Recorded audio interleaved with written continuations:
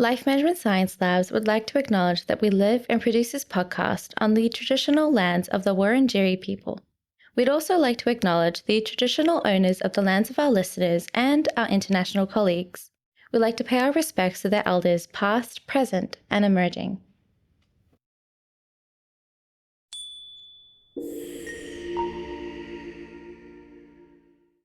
Hey everyone, and welcome to Raising Parents, the Parenting Science Insights podcast, produced by Ella Massal, the Life Management Science Labs. We are champions of life management science, providing structured insights informed by science and inspired by practice on key aspects of conscious living. Each week, we bring you scientific and practical insights on each element with the expert knowledge of professionals in the field. I'm your host, Dina Sargent. Let's get started. Hey guys, and welcome back to another episode. Now, positive meal times are not only about nutritional requirements, they can also shape children's learning, development, health, and their well-being. But how do we create a structure in mealtime and adapt them as our child gets older? Well, here to help answer some of our questions is pediatric occupational therapist and author, Lara Dato. Thank you so much for joining me on the show today, Lara. Thank you so much for having me. I'm thrilled to be here. Now, as a therapist, what's your role in helping parents gain some understanding and creating some structure for mealtime? I work directly with families and take into account the family's culture, their needs, things that make that family unique, and work with them to help problem solve to build routines into their family life that best support their child, their family, and their relationship between the parent and the child. Mm-hmm. And what's some of the most common frustrations parents and sometimes even children sort of say when trying to create that positive structure? I think I experience a lot of headbutting and frustration fighting between parents and kids. Parents have expectations that their children aren't able to meet, don't feel comfortable meeting, whether that's around the foods that they eat, how long it takes them to eat, whether or not they have a device at the table. That's a really big one these days, like an iPad or TV or something like that. Mm-hmm. And kids get frustrated with things like having to try new foods and participate in things that feel difficult for them. And so navigating that frustration is a big part of my job. Now, that's such a great introduction to our topic today. Before we dive into it even further, I would love to get to know some of your recommendations as well as some of your interests by playing our show's favorite game, which is our little icebreaker. Now, to start off with, what is the most recent book that you've read? I am reading right now The Body Keeps the Score, which is about the effect of trauma on our nervous system and our body, and I just think it's so interesting. Mm-hmm. Okay, perfect. Now, what's a movie that you would recommend to some of our viewers here today? Oh, that's a good one. I really like the movie Patch Adams. I feel like that's probably a really niche one, but Robin Williams plays a doctor. And that was part of what inspired me to be an occupational therapist, actually, was that movie. Oh, wow. It's amazing that you got how much you got from that, how much you learned from that movie and how much it inspired you to literally be where you are today. It was just, it really touched me. I don't know, it's always stuck with me. Oh, perfect. Now, could you name a podcast that has stood out to you in the recent years or the recent weeks? So honestly, I am really new to the podcast world, and I haven't listened to any podcasts yet, but if you have any recommendations, I am very open to that. That's something that I'm looking to get more into, but I've just never found one interesting yet. I could definitely list a bunch, none from the top of my head, because all of them right now are the stupid, silly podcasts that I listen to when I have free time. But yeah, I could definitely list a few later on. Now, who is a person that you find yourself looking up to, either in your professional life or even your personal life? In my personal life, it is my grandmother. She has just always been there for me, and she is struggling with dementia right now. But even through that has just stayed really positive and really seeks out her family connections, which is something that I really value. Oh, that's an amazing, very inspirational as well, actually. Sort of you see that connection between a grandparent and a granddaughter. I think that's a very special connection as well. Now, during your academic pursuit, what's been one course that has really stuck out to you? Um, my favorite course that I've taken in the last year or so has been a course on, I got certified in being a trauma responsive therapist. And that's been something that I feel like I use in all of my practice day to day, which you may not think would really relate to eating and feeding. But what I find is that when parents have difficulty with feeding their child, that can be really traumatic. It can be scary and feel like a lot of pressure. And so I end up using those skills that I gained from that class with all of my patients, even if they haven't had like a more traditional definition of trauma in their lives. Mm-hmm.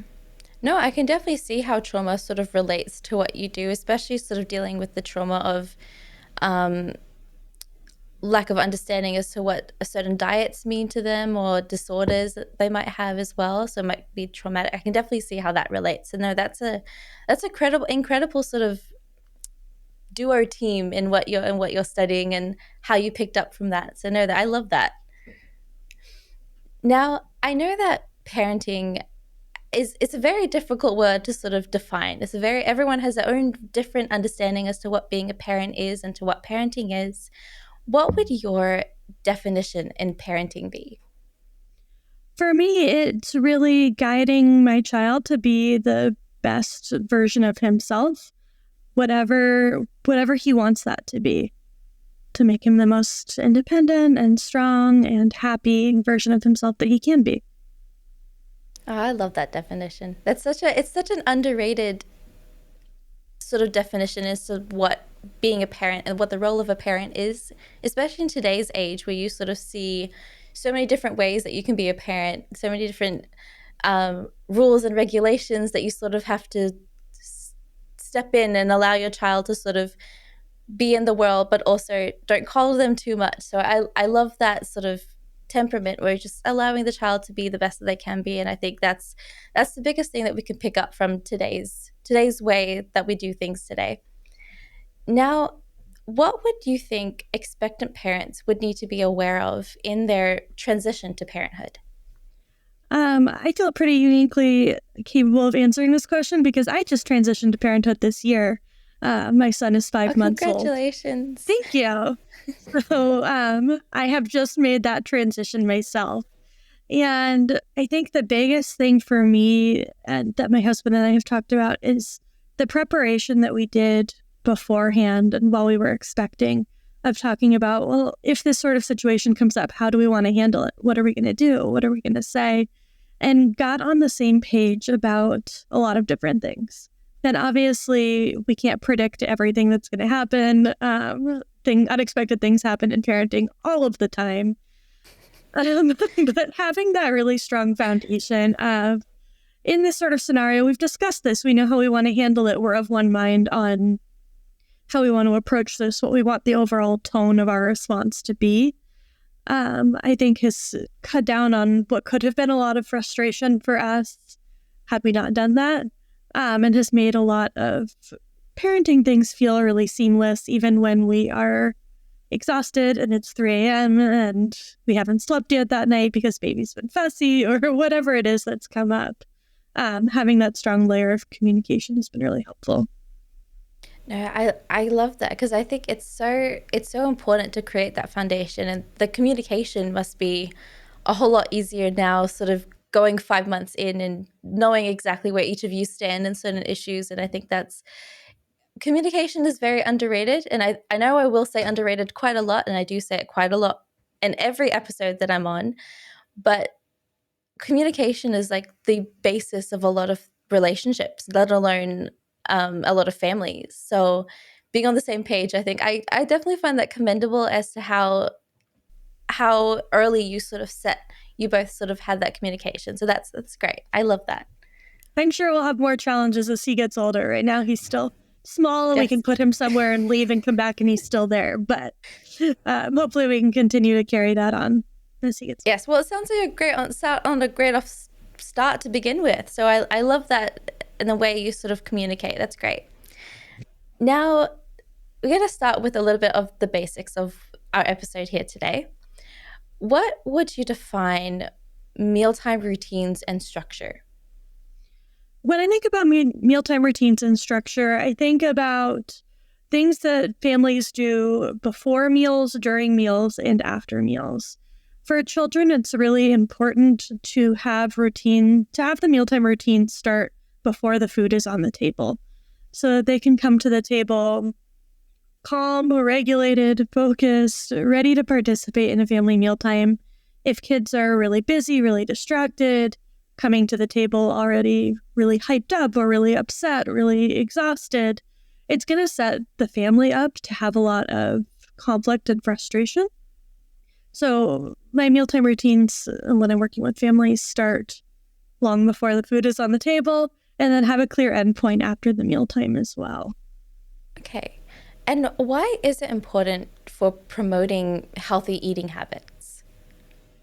I think the mealtime routine is helpful for healthy mealtimes, both for children and for adults, right? If we don't have an expected mealtime routine, if we haven't, for adults, grocery shopped, planned a meal, cooked that meal, we're more likely to do things like go out and eat, get fast food, just throw something together that's maybe not nutritionally complete from the cabinet, whatever we have laying around the house. And for kids, the way that mealtime routine comes in is they know what to expect. They come to the mealtime prepared to maybe try a new food, maybe to eat something that may not be their favorite, but is healthy for them. And it sets up the family to be able to have important family conversations and family bonding and all of that cultural aspect that we share during meal times can get missed if we don't have that routine solidly in place. Mm-hmm. Now, talking about having a mealtime routine, what are some of the key elements that sort of create and set it up a positive and successful routine? Yeah, so I think that can look a little bit different based on how old your child is. But I am a big fan of including your child in all aspects of this in a way that is developmentally appropriate for them. So obviously that's going to look different at 2 than it is at 13, 15, 17. But things that I would consider as part of a good mealtime routine would be having your child involved in some aspect of the preparation of food. So for a 2-year-old, that might be that they're responsible for bringing forks to the table, and that's all they do, and that's okay. Or they help you stir before you put something into a bowl, whatever that is. A 13-year-old may be responsible for helping prepare a side or help make your grocery shopping list. And then setting up the mealtime so that everyone is coming to the table ready to focus on the meal. We're not, as parents, distracted on our phones. We don't have kids distracted by the TV, by homework, playing a game. And during the meal, we have an expectation of we all try a little bit of everything that's been prepared, even if it's not our favorite. So we're learning those new tastes, exploring those new foods, widening our horizons in that way. Connecting with each other during the mealtime through communication, talking, catching up on our days, whatever that looks like. And then some sort of activity that marks the end of the meal. So for a toddler, that might be something like, we're going to sing a song and go wash our hands. For a teenager, that might be, we're going to clean up the table and clean up the dishes, go wash dishes, whatever that is. But something that marks the end of, okay, this is the end of our family time. Now we're going to transition into doing whatever it is that your family does after meals. Mm-hmm. So there's a lot of sort of setting up very early on, I guess, and sort of like instilling a lot of the behaviors a bit early on before they get to a teenager and suddenly, okay, this is what we're going to start doing now. So a lot of it is sort of embedded when they're a bit younger. I think it's never too late to start a new routine. But you're probably going to get a lot less pushback the earlier you start. To try and get teenagers on board to start a whole new thing it can take a little bit more time, a little bit more dedication, and that's okay. But it's good to know that going in that it could be a little frustrating for a little bit longer, and that's something to be prepared for and not give up on. Mhm. And now, what are some of the common challenges that parents often encounter when attempting to establish mealtime consistencies? Yeah, I think implementing any change, no matter the age of your child, honestly, can be difficult. Kids they like routine. And so they like to hold on to whatever their previous routine was as well. So if their previous routine was always that they were, just as an example, watching television during mealtime, um, they're going to be frustrated to have to change away from that. If their previous routine was that they only eat chicken nuggets and french fries and they don't eat vegetables, they're going to be frustrated to move away from that and have to try new foods. And so I think just implementing that change, getting started, is the hardest thing. And once you've gotten started, it just gets easier from there. Hmm. I want to go back because I love the way that you were saying earlier about letting your child sort of be a part of the preparation or teaching them to just know and observe, like teaching them to join in when it coming creating foods. So what would be some of the techniques that you would allow a child to motivate them in sort of inspiring them a little bit more to help with the cooking or to help be a part of it? Because I know, like growing up, especially for me, growing up, there was that whole idea of, okay, if I join in and helping, I'm going to create a lot of mess. So there's that idea of like, okay, if the child helps, they're going to mess up a little bit. How would you sort of allow it to be positive in a way of sort of helping them out? Yeah.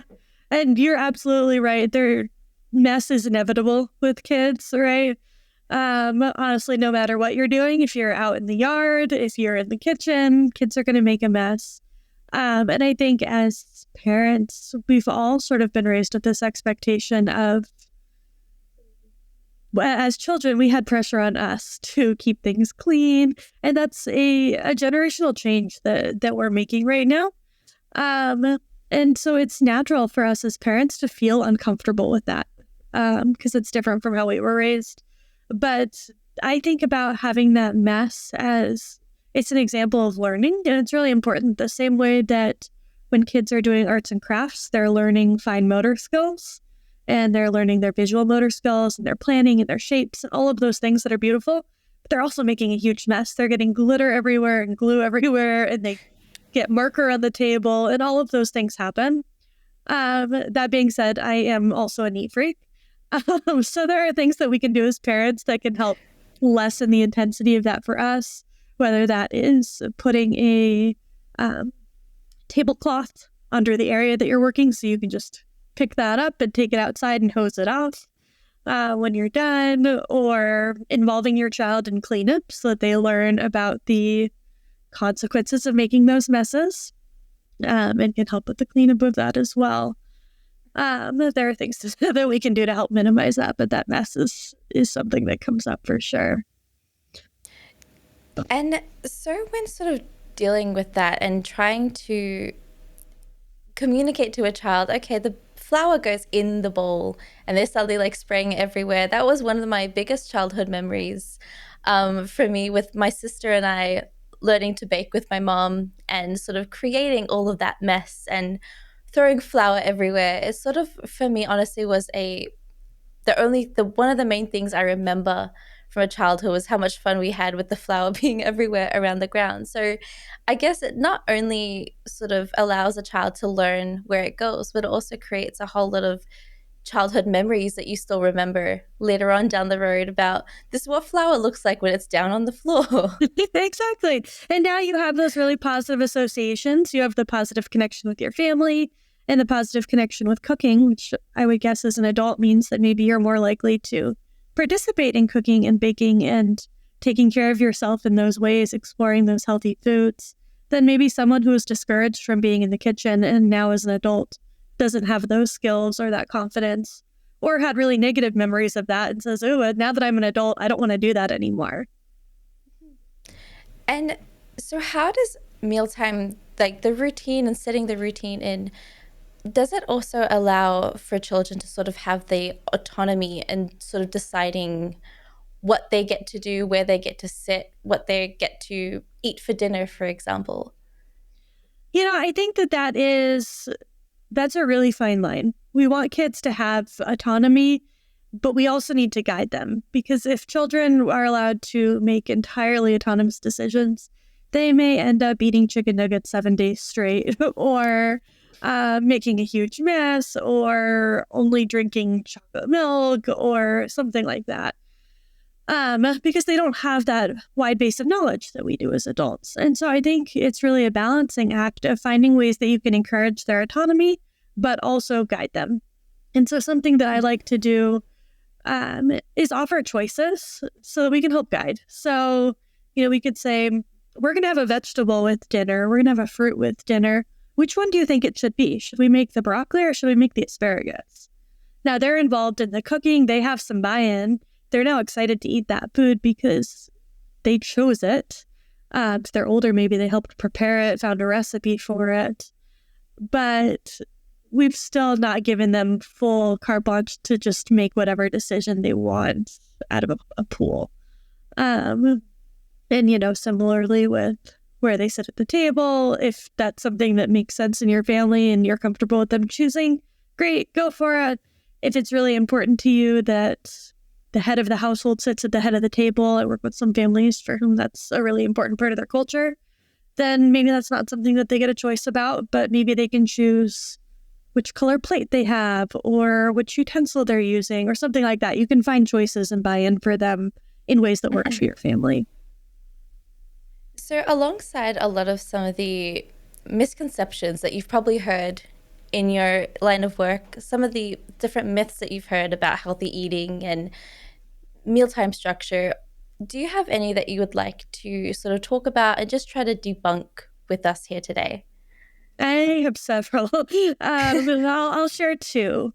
One is just force feeding being a good thing in general. I think a lot of families, a lot of us as adults, our generation was raised with this expectation of you're going to eat whatever's on your plate, regardless of how much you like it, regardless of if it makes you throw up, regardless of if you're going to sit at the table crying for 2 hours because you don't want to eat it, regardless if you're full, you're going to clear your plate. And a lot of those things, now that we've had more research and more time, I don't think our parents knew this, but our generation really gets to benefit from this explosion of knowledge around parenting. And what we found is that having those practices in place actually decreases children's likelihood to try those foods. It creates negative associations with them, and having that negative association makes kids less likely to want to try it and less likely to eat it long term. I think of really all parenting strategies as we have short term or long term, and what's our goal? So short term, it might make that child eat that food, right? Like if you tell them they can't get up from the table until they've eaten it, they'll eat it. Eventually, might take a couple hours. There might be tears, but they'll eat it. But long term, that's not creating a positive association with that food. That's not creating a healthy practice. And so doing strategies that benefit the long term often don't have short term results. You have to stick with them. They take a lot of work. But then long term, the end goal can be that your child has a really positive association with that food, with the concept of trying new foods. And so that's something that I think about a lot in my practice. Mm-hmm. So before we move on to the second set of questions, what would be the second myth or misconception that you find yourself wanting to talk about today? Yeah, so that one is that if you try a food once and you don't like it, you're never going to like it, or you just don't like it as a person. We get new taste buds every 2 weeks or so. And so our tastes and preferences are constantly changing and are changing in response to the foods that we eat. So if you eat a food consistently, even if you don't like it at the beginning, your body will adjust and learn to like that food. And so I always tell kids and their families that based on research, it takes about 15 times of trying a food before you learn how to like it, something that you don't like at first. And so it's important to keep trying and trying and trying. When you're a parent and you offer your child a food and they say, oh, I don't like it, it feels really off-putting. And you're like, oh, I don't want to keep offering you this because it feels like a waste. It feels like we're not getting anywhere. And offering a food 10, 15 times can feel like a lot. It feels like a slog.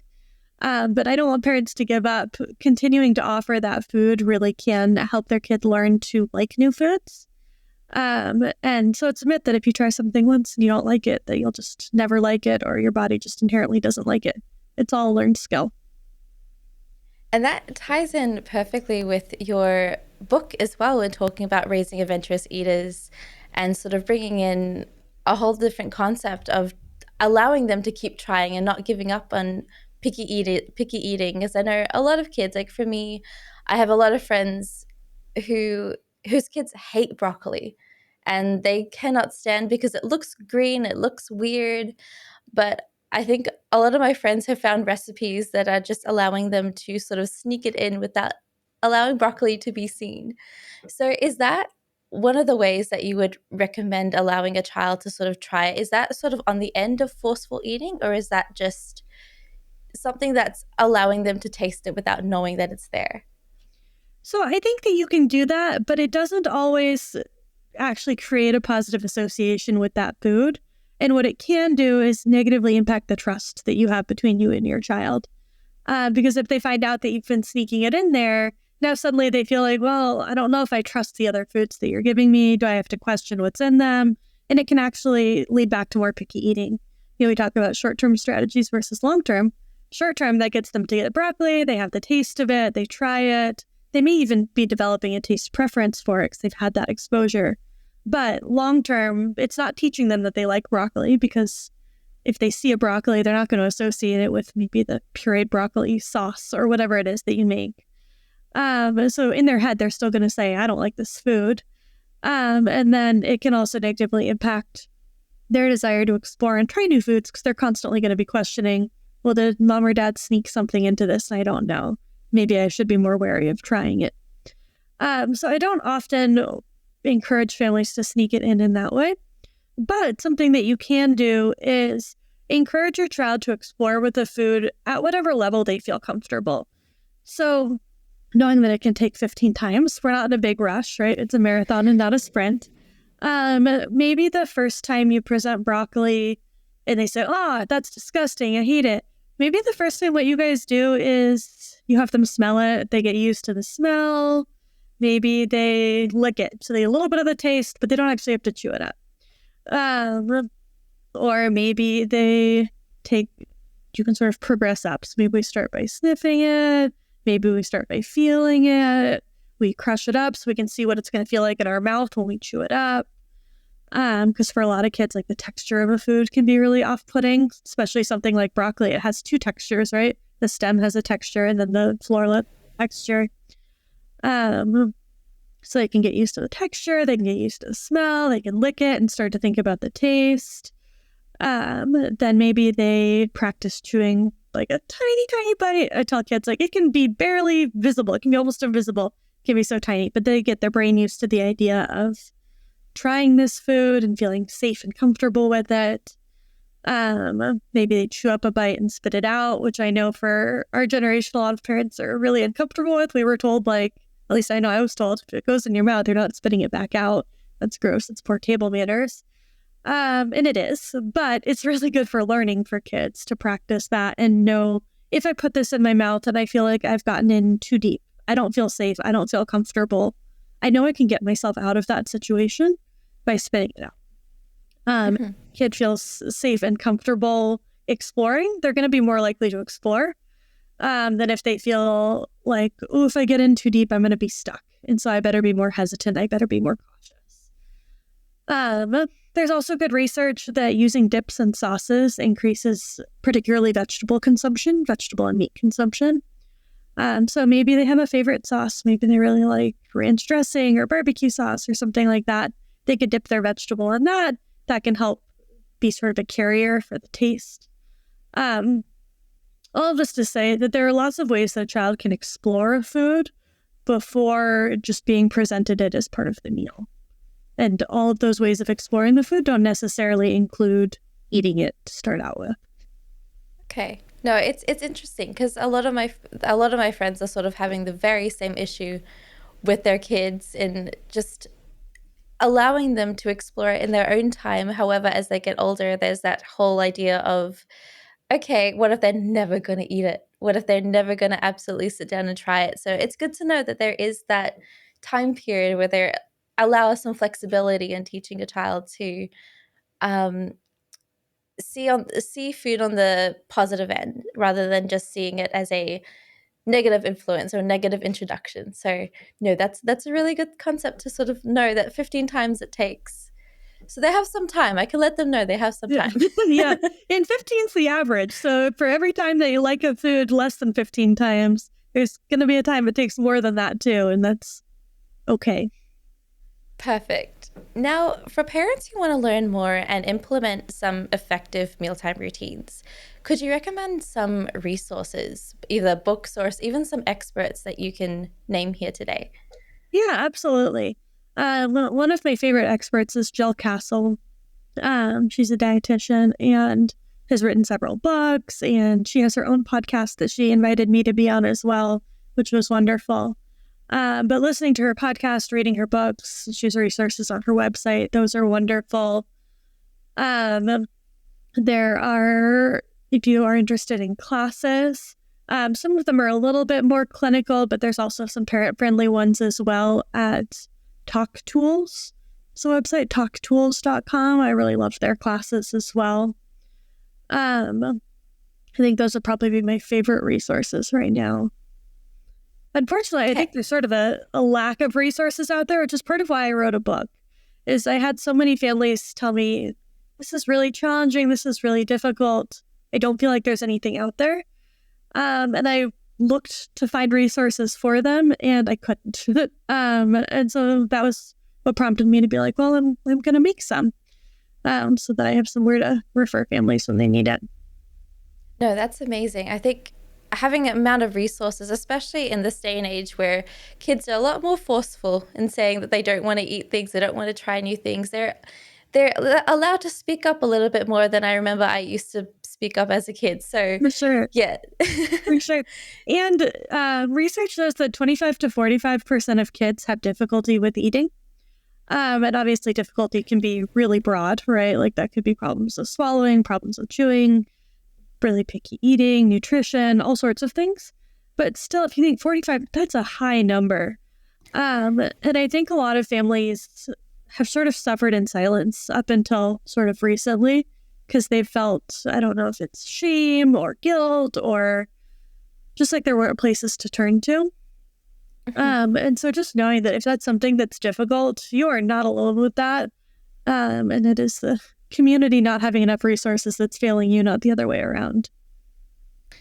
Well, it's good to know that there's growing resources and there's still up and coming knowledge that we're still trying to find out on children and eating, and especially in this day and age where we're trying to, there's so many different ways that a child can try new things. So I think the amount of resources would be so good, and the growing resources that we have would be incredible. Yeah, we've really had an explosion in research and parenting knowledge in the last decade. I'm excited to see where that takes future generations. Yes, no, for sure. I think it's important for us to realize the fact that we're all just still trying to find things out. And every new parent, every coming up to be a parent is always going to be learning new things and always going to be learning. Exactly. So going on to our practice and habit part of the show, I know that we've mentioned a few practices that you would do to introduce a child to new foods. Would you have any other way that would enable a child to, sit down at the dinner table for one? How would you sort of get them to understand that there's no phone on the table, there's nothing there? What would be a practice that you would recommend for our parents to try today?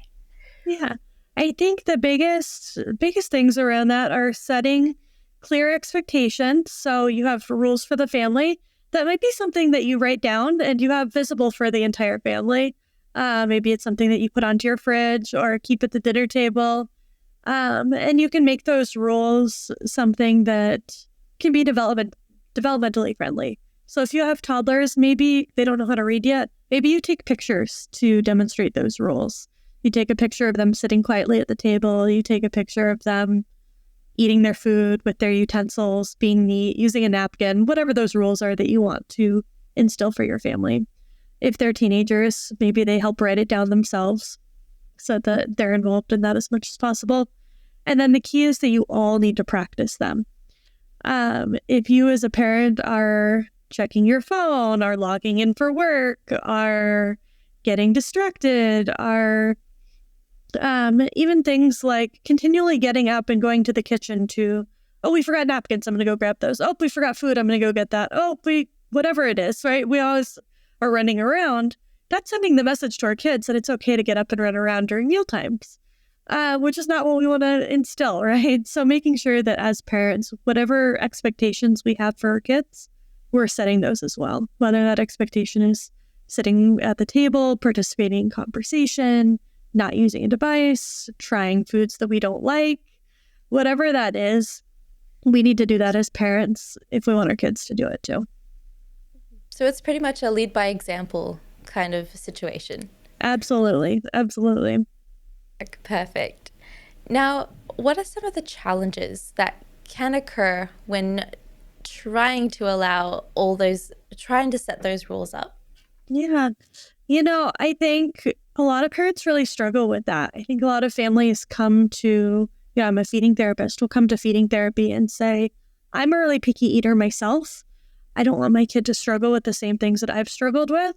I want them to like a bunch of foods. Let's work on that. But then when they're sitting at the dinner table, they're not willing to try the broccoli, to try the asparagus, whatever that food is. They just want their kid to. But kids are little sponges and they're constantly learning from us.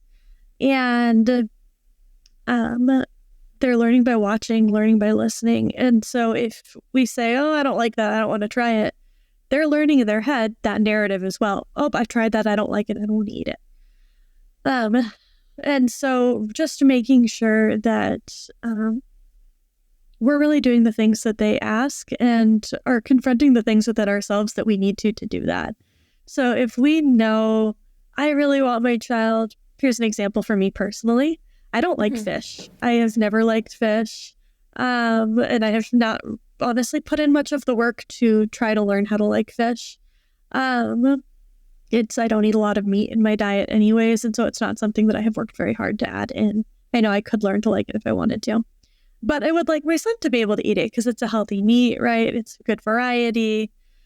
And so my plan with that is if I need to have like a personal gross out moment, I'm going to have that before we're at the table. And when we're at the table and we're eating it, I'm going to take my bite and I'm going to keep a blank face if that's all I can do. If I can find something positive to say about it, then I will. But I'm going to model the behaviors that I want for him and do whatever processing of that I need to, whether that's thinking about how gross it is or how I don't like the smell or whatever. Do that on my own time and not in front of him so that I can model those appropriate behaviors for him as much as I can. Thank you for sort of sharing your own personal steps and sort of introducing that as well, because I think it's nice to sort of see your own examples, to see how you would take it, to see how you would understand it. So no, thank you for that. And I definitely relate to that in terms of I don't think my mum ever liked asparagus growing up, no matter what. And I think growing up, we never really had it that often because it was not something that she liked. So when she did the grocery, she wouldn't add it to the list. She wouldn't sort of put it in the grocery list. And as an adult, that's when I think when I was about 17, 18, that's when I first really tried asparagus myself. And it was amazing. I've never found any vegetable that I liked more than that. So it's a whole lot of trying it out as a adult now, and I'm obsessed with asparagus. Every single time there's a chance, I'm like jumping at it. Yeah, I had the same journey with Brussels sprouts. My parents also didn't like that, and now it's like one of my favorite vegetables. I love it so much. Oh, I love Brussels sprouts in the air fryer and just letting that cook. Oh, it's so good. Roasted, just crispy. Oh, so good. Yes. So, yeah, thank you for so much for sharing that. And now we're going to move on to our open mic section of the show, which allows you to talk about something that you're passionate about, sort of talk to the audience directly. In the last minute or so, I'd love to get to know what's on your mind today for our talk. Yeah. So the thing that really has been on my mind lately is the mental health crisis for kids since COVID. Statistics show that mental health illnesses and struggles have just skyrocketed since the pandemic, whether that's exacerbated by we have more things to be anxious about in the world. There are more things that kids are worried about. Kids have been more isolated, less engaged in social activities. And that has led to some really huge stressors for kids. We've also had adults with a lot of stressors. So a lot of people have lost their jobs, have lost family members, and all of that is playing out with kids as well. And I think we have had, up until now, I know a phrase that I hear a lot is, well, kids are resilient. And they are, but that doesn't mean that they aren't feeling those stressors and they aren't experiencing the negative side effects of all of that. And so I just encourage everybody to not dismiss kids' difficulties with this thought of, well, kids are resilient, or that they'll get over it, or whatever it is. That these things are really important, and it's important to reach out and get help for yourself if you need it, to get help for your kids if they need it, and to take those struggles really seriously, because we're seeing some really scary and negative statistics around mental health for kids these days. That's just something that I take really seriously and I'm really passionate about. Mm-hmm. No, I agree. I absolutely hate the phrase kids are resilient. I usually ban it from ever being as a phrase on the show, because it's even though they should be, okay, yeah, they are resilient, but they shouldn't have to be, especially as kids. To my point, they shouldn't have to be resilient. They shouldn't have to be dealing with all these emotions at their ages, especially after COVID, especially after all the stuff that they had to endure. I mean, even me as an adult, I'm 25, I still can't get over the fact that it was that long in the situation that we were in. And So if we I can't can't imagine handle a it as kids. adults with a lifetime of knowledge and support and resources and autonomy and all of those things, how can we expect kids to without that lifetime of experience, without those skills, without fully developed brains? It's not fair.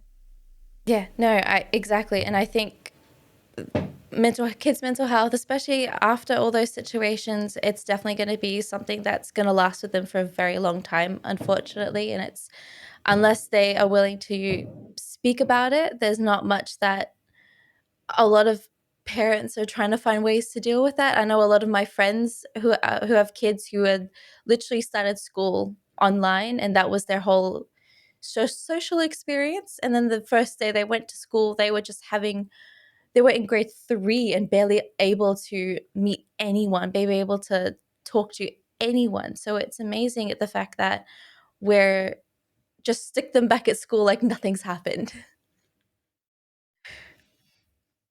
So thank you so much for talking about that. I think I'm a huge advocate for kids' mental health, especially on the show every single time it's mentioned.